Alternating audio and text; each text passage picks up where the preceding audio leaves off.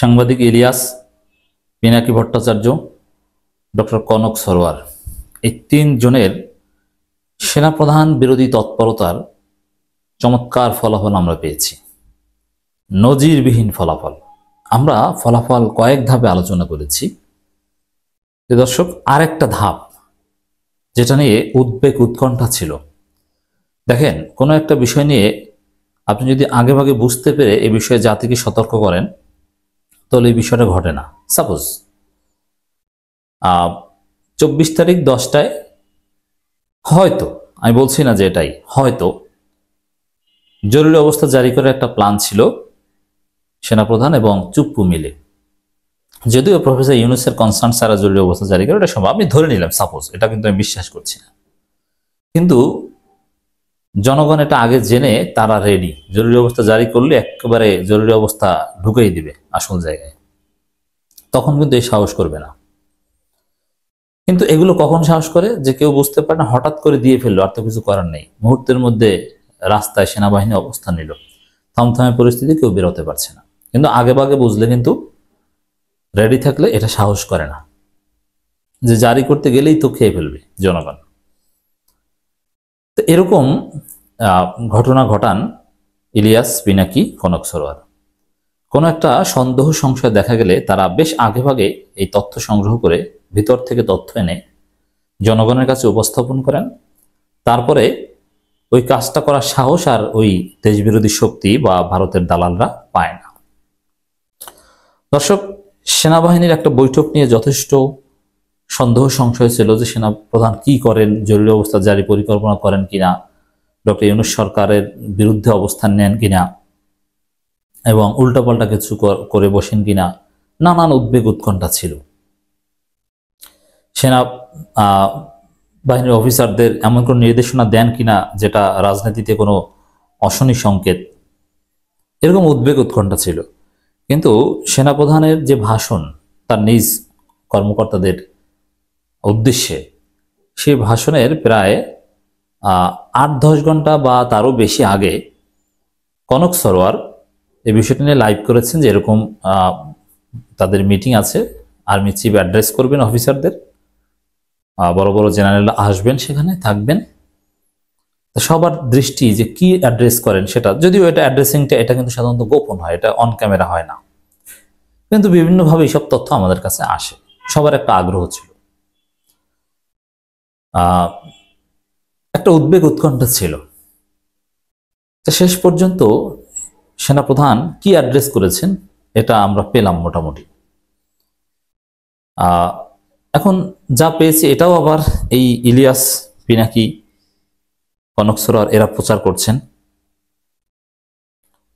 এটা যেটা প্রমাণিত হয় যে না, জনগণের মধ্যে যে তীব্র ক্ষোভ এবং সাবধানতা ছিল, সবকিছু বিবেচনায় সেনাপ্রধান অত্যন্ত পরিশীলিতভাবে ঠান্ডা মাথায় এমন এমন নির্দেশনা দিয়েছেন যেটা নিয়ে মৌলিকভাবে আপত্তি করার কিছু নেই। সঠিক পথে আছেন, দেশ সঠিক পথে আছে, সোফার সেনাপ্রধান সঠিক পথে আছে। উল্টোপাল্টা কোনো নির্দেশ তার বাহিনীর উপর দেননি, যে নির্দেশ দিয়েছে সেটা ডক্টর ইউনূস সরকারের জন্য সহায়কই। এখন এটা হচ্ছে এই তিনজনের সফলতা হিসেবে আমি দেখি, যে তারা আগেভাগে সতর্ক করে দিয়েছেন বলে জনগণ সোচ্চার ছিল, সজাগ ছিল। অতএব যেহেতু সেনাপ্রধানও জানেন যে তিনি কি ভাষণ দেবেন, এটা যেভাবেই হোক না কেন ওই ইলিয়াস, পিনাকি, কনক সরোয়ারের কাছে যাবে। অতএব ভালো ভালো কথা বলি, জনগণ শান্ত থাকুক, ভালো ভালো কথা বলেছেন।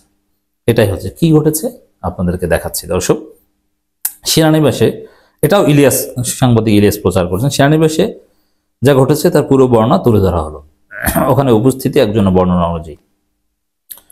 আর্মি চিফ জনাব ওয়াকরুজ্জামান প্রথমে সবাইকে ধন্যবাদ দিলেন, সেনাবাহিনী সবাইকে নিরলসভাবে এখন পর্যন্ত কাজ করার জন্য। তিনি বিশ্বাস করেন যে দেশ ও জাতি আমাদের এই অবদান আজীবন কৃতজ্ঞতার সাথে স্মরণ করবে। তিনি সবাইকে ধন্যবাদ দিয়েছেন যে এত প্রভোকেশনের পরেও যে আমরা দায়িত্ব পালন করে যাচ্ছি সেজন্য।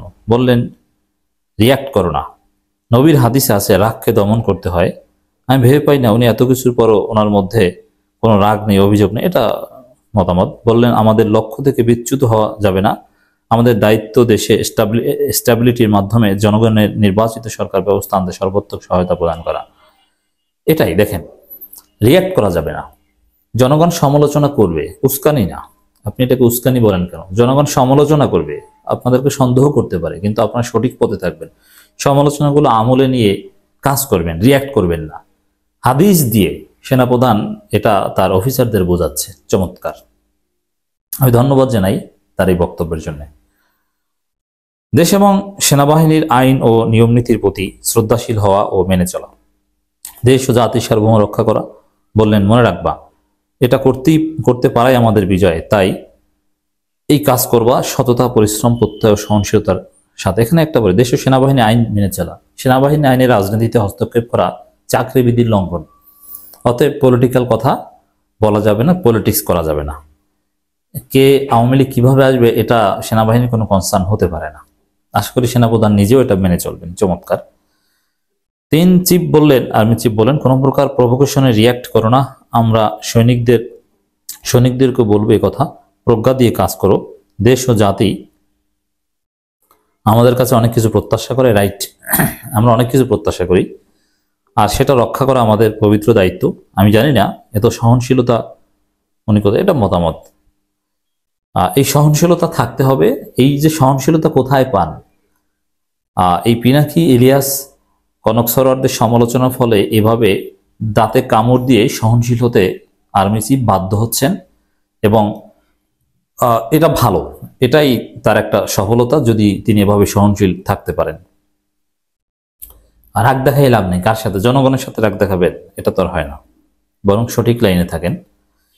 ইউএন সেক্রেটারি জেনারেল সেনাপ্রধানের সাথে সাক্ষাতে ইউএন মিশনে বাংলাদেশ সেনাবাহিনীর অবদানের জন্য ভূয়সী প্রশংসা সহ অন্যান্য ধন্যবাদ জানিয়েছেন। একই সাথে 5 আগস্ট 2024 দেশের সার্বিক পরিস্থিতি নিয়ন্ত্রণে সেনাবাহিনীর অনন্য ও পেশাদার ভূমিকার প্রশংসা করেন ইউএন সেক্রেটারি জেনারেল। সেনাপ্রধান বলেন, অস্থিতিশীল কোনো পরিস্থিতি দেশের জন্য মঙ্গল বয়ে আনবে না। আমাদের মনে রাখতে হবে, গণতন্ত্রই আমাদের শেষ ভরসা। আর এই গণতন্ত্রে যিনি নেতা নির্বাচিত হবেন তিনি এদেশের জন্যই কাজ করবেন। আমাদের সবাইকে দল, মত, ধর্ম, বর্ণ, পেশাভেদে একসাথে কাঁধে কাঁধ মিলিয়ে কাজ করে দেশকে এগিয়ে নিয়ে যেতে হবে। আমি ভেবে অবাক হই, বাইরে সবাই ওনাকে কি ভাবেন আর উনি আসলে কি না। উনি সুন্দর সুন্দর কথা বলছেন, এই সুন্দর সুন্দর কথা বলতে হবে।